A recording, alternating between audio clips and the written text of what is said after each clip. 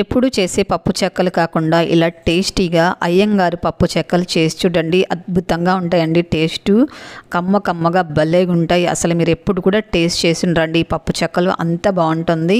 ఇప్పుడు ఎలా చేయాలో చూద్దాం. ముందుగా మనము ఒక పెద్ద ప్లేట్ తీసుకొని అందులో 1 కప్పు బియ్యపిండి వేసుకోవాలి. జల్లించి తీసుకోవాలండి బియ్యపిండి. అలాగే కంపల్సరీ అయ్యంగారు పప్పు చెక్కలకి ఖచ్చితంగా మనము ఇంగువ అనేది యాడ్ చేసుకోవాలి. ఒక 1/2 టీ స్పూన్ ఇంగువ వేసుకొని అలాగే మినపప్పు వేయించుకొని పొడి చేసుకొని తీసుకోవాలండి. ఒక 2 టేబుల్ స్పూన్లు వేసుకోవాలి. నేను తీసుకున్న బియ్యపిండికి 2 టేబుల్ స్పూన్లు మినప్పిండి అయితే సరిపోతుందండి. అలాగే 1 టేబుల్ స్పూన్ పచ్చెనగపప్పు, 1 టేబుల్ స్పూన్ పెసరపప్పు నానబెట్టి ఉంచుకోవాలి. తగినంత సాల్ట్ వేసుకొని అలాగే ఒక 2 టేబుల్ స్పూన్లు బటర్ వేడి చేసుకొని వేసుకోవాలి. మీ దగ్గర బటర్ లేనట్లయితే నెయ్యి కూడా వేసుకోవచ్చండి. కాస్త వేడి చేసుకొని వేసుకోవాలి. ఇదంతా మొత్తం కలిసేలా కలుపుకోవాలి. ఈ బటర్ అంతా కూడా చక్కగా పిండికి పట్టేలాగా ఇలా బాగా కలుపుకోవాలి. చూడండి, ఇలా బాగా పట్టించాలి. ఇలా కాస్త ఉండలాగా వచ్చిందనుకోండి, చాలా క్రిస్పీగా వస్తాయి. ఇప్పుడు మనము మసాలా రెడీ చేసుకోవాలి. మిక్సీ జార్ తీసుకొని కారంకు తగినన్ని ఎండుమిరపకాయలు వేసుకోవాలి. అలాగే కొద్దిగా పచ్చి కొబ్బరి కూడా వేసుకొని దీన్ని బాగా మెత్తగా మిక్సీ పట్టుకోవాలి. కొద్దిగా వాటర్ వేసుకొని ఇలా బాగా మెత్తగా మిక్సీ పట్టుకున్న తర్వాత ఇప్పుడు ఈ పిండిలో వేసేసుకోవాలి. పిండిలో వేసుకున్న తర్వాత చేత్తో మొత్తం కూడా కలిసేలా కలుపుకోవాలి. ఫస్ట్ వాటర్ వేయకూడదు.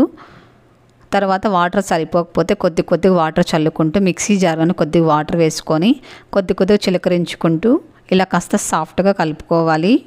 ఎందుకంటే మనం వేసింది పొడి బియ్య పిండి కాబట్టి కాస్త గట్టిగా అయిపోతుంది. కాబట్టి కాస్త లూజుగా ఉండేటట్లే కలుపుకోవాలి. చెయ్యి నీట్టి కడిగేసుకొని కొద్దిగా ఆయిల్ అప్లై చేసుకొని చేతికి ఒక కవర్ తీసుకొని చిన్న ముద్దలు చేసుకొని దీనిపైన పెట్టుకొని ఇలా మనము చెక్కల్లాగా ఒత్తుకోవాలి.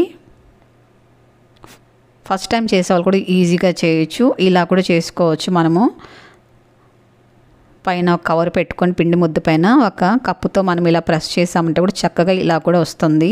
అన్నీ కూడా ఇలా చేసి ఉంచుకోవాలి. ఎక్కువ మందం ఉండకూడదు, అలాగని ఎక్కువ పలుచగా ఉండకూడదు. ఇలాగ ఉండాలి.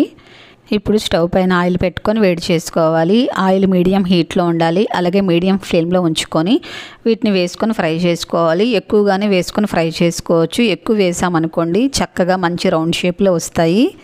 కాసేపు కదుపుకుండా వదిలేసేయాలి. తర్వాత మనము ఒక్కొక్కటి కూడా ఇట్లా తిప్పుకుంటూ ఫ్రై చేసుకోవాలి. ఇందులో నూరగ అనేది వస్తుంది. ఎందుకంటే మనము పచ్చి కొబ్బరి వేసాం కాబట్టి ఇలా ఆయిల్ అనేది పొంగుతూ వస్తుంది. కాస్త పొంగు అనేది తగ్గిన తర్వాత తీసేసుకోవడమే.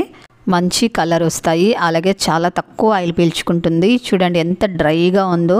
వేయించేటప్పుడే మంచి సువాసన వస్తాయి. ఈ పప్పు చెక్కలు అయితే తింటుంటే ఇంకెన్నైనా తినాలనిపిస్తుంది. ఎంత కమ్మగా ఉంటాయి.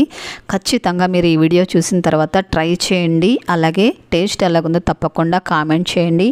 ఇంత మంచి రెసిపీకి తప్పకుండా లైక్ చేయండి. మీ ఫ్రెండ్స్ అందరికీ కూడా ఈ వీడియోని తప్పకుండా షేర్ చేయండి.